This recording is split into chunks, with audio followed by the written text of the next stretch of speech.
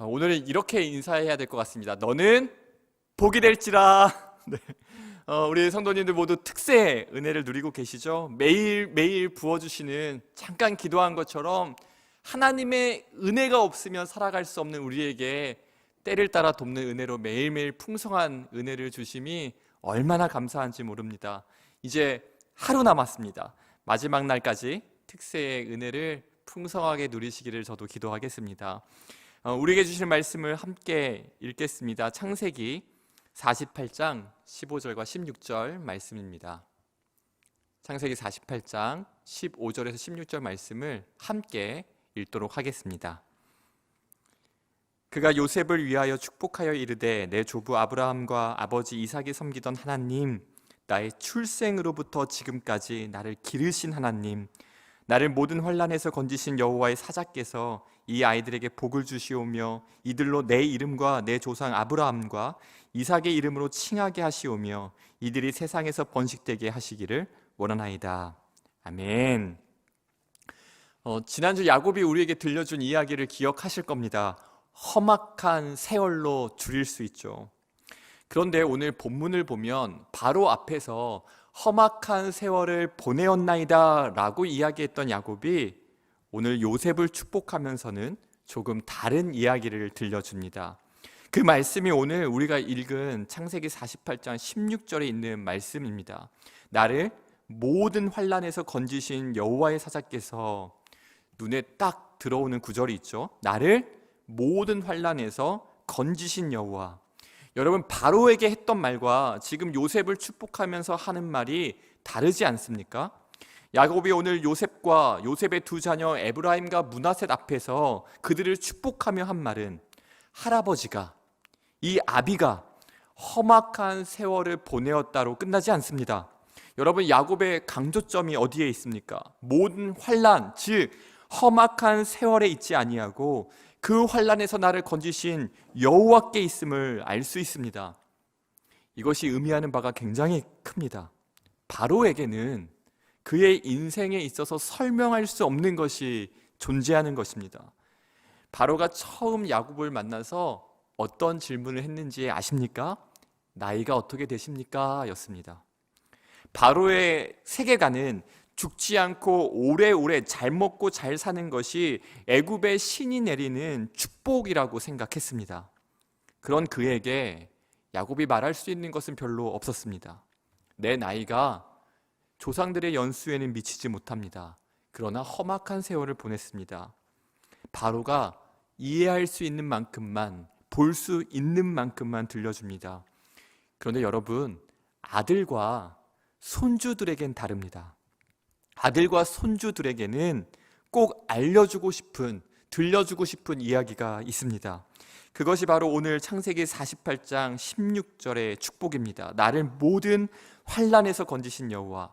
야곱의 삶을 바로가 봤을 때는 환난, 험악한 세월까지만 볼 수 있습니다. 애굽의 총리가 되어 이제 부와 명예를 가진 요셉이 그 총리의 자리에서 아버지 야곱을 바라봤을 땐 어떠한 생각이 들었을까요? 너무 고생한 우리 아버지, 나에게 채색 옷을 입혀주며 사랑을 쏟아 부어주셨던 아버지가 이제는 앞을 잘 보지 못하실 정도로 나이가 드셨고 147세가 되셨으니까요. 야곱의 연수를 147세로 봅니다. 그러니까 오늘 이 시간은 이 세상에서의 마지막 시간을 아버지 야곱과 아들 요셉이 함께 보내고 있는 장면입니다. 이 마지막 시간에 아버지 야곱이 요셉에게 들려준 바로의 생각으로는 해석할 수도 깨달을 수도 없는 비밀이 바로 나를 환난에서 구원하신 하나님의 존재입니다. 그분의 손길이죠. 인생의 고비고비마다 나와 함께 하신 하나님, 칠흑같이 어두운 험악한 세월을 지났지만 그 밤마다 나를 찾아오셔서 빛이 되어주신 하나님, 길을 잃어버려 헤매일 때마다 내 손을 붙잡아 주신 하나님을 바로에게는 일일이 다 설명해 줄 수 없지만 내 아들아 들어라, 에브라임, 므낫셋, 이 사실을 꼭 기억하고 들어야 된다라고 알려주고 있는 것 아닙니까?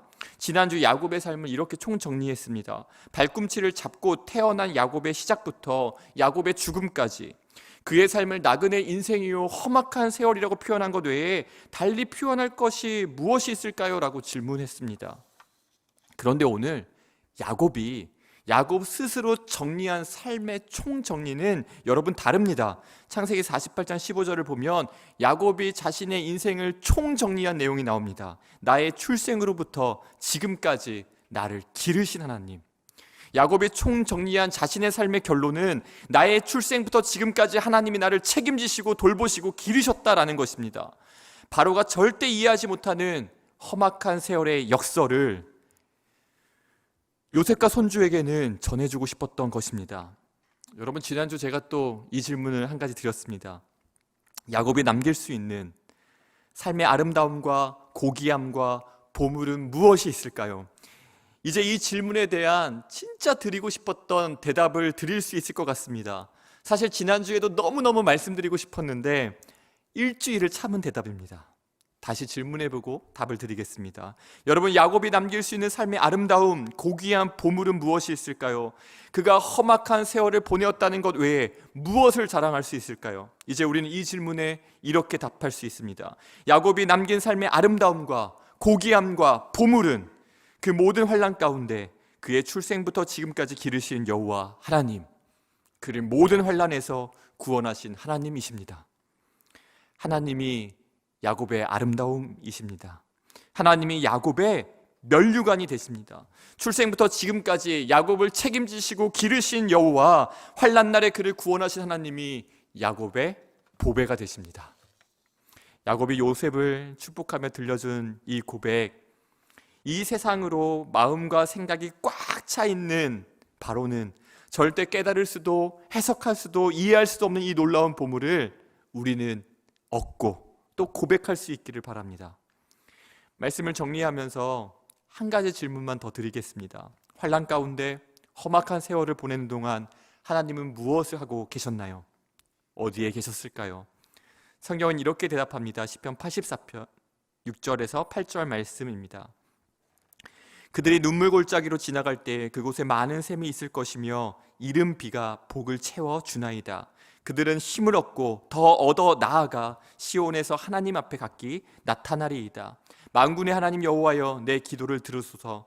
야곱의 하나님이여, 귀를 기울이소서. 이 말씀에서 우리가 고백할 수 있는 것은 무엇입니까? 하나님은 야곱이 험악한 세월을 보내는 동안, 눈물 골짜기를 지나는 동안 그 옆에 샘을 준비하고 계셨습니다. 그래서 그 샘에서 야곱은 다시 힘을 얻고, 눈물 골짜기를 지날 때마다 하나님께서 예비하신 샘에서 다시 힘을 얻고 더 얻어 앞으로 나아가 하나님 앞에 자신을 나타낼 수 있었습니다. 또 한 가지 하나님께서 행하신 놀라운 일이 있습니다. 이사야서 27장 6절 말씀인데요, 이 말씀 함께 읽겠습니다. 후일에는 야곱의 뿌리가 박히며 이스라엘의 움이 돋고 꽃이 필 것이라. 그들이 그 결실로 지면을 채우리로다.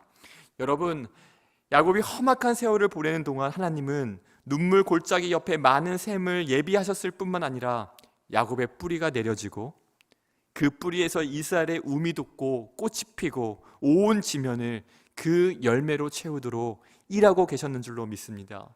오늘 야곱 대신에 성도님의 이름을 넣어서 축복하고 싶고요, 찬양을 한 거 함께 부르기를 원합니다. 후일에는 성도님의 뿌리가 박히고 박혀 이스라엘의 움이 돋고 꽃이 필 것이라. 그들이 그 결실로 지면을 채우리로다. 아멘. 우리 꽃들도라는 오늘 말씀이 가사로 담겨있는 찬양입니다.